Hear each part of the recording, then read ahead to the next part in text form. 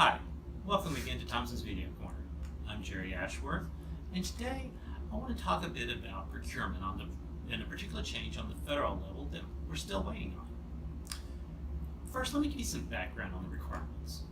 Under Uniform Guidance Provisions in Section 200-320A, a grant recipient can make a micro-purchase agreement without getting competitive quotations as long as it considers the price to be reasonable. The Uniform Guidance threshold for these micro-purchases is $3,500. Also, according to Section 200-320B, a small purchase falls under $150,000 and requires a simple competitive process, generally 2 or more quotes from qualified suppliers. These thresholds are set by the Federal Acquisition Regulations and are established in the Uniform Guidance at 267 and 288. Then came last year's National Defense Authorization Act, or NDAA, which raised the micro-purchase threshold for institutions of higher education from $3,500 to $10,000.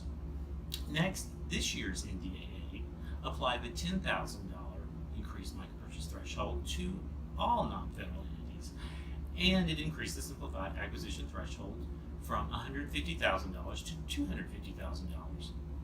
Now, to clear up confusion with these new thresholds, OMB in July issued OMB Memorandum M1818, which permits grant recipients to use the increased procurement thresholds for micro-purchases and small purchases.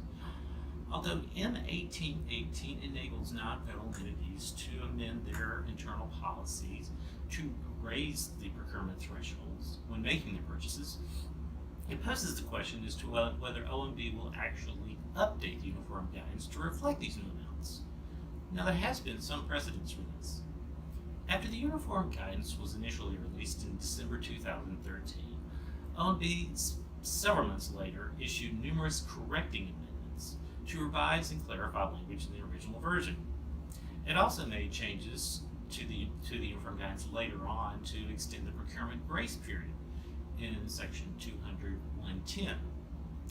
Is it time now to update it again to reflect these new procurement levels?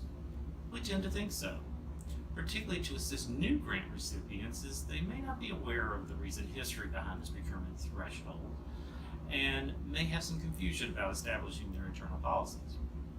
Regardless, you can be sure we here at Thompson will keep you immediately informed about any changes to the Uniform Guidance, whether it's the procurement threshold or any other provision. We want the grants community to be fully aware of everything there is to know about grant procurement to ensure that they are complying with the award conditions and maintain their federal funding.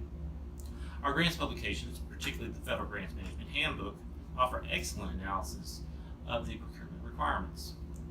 Even more timely, we especially welcome everyone to join us for our Procurement Standards for Grantees Boot Camp on October 24th here in Washington, D.C.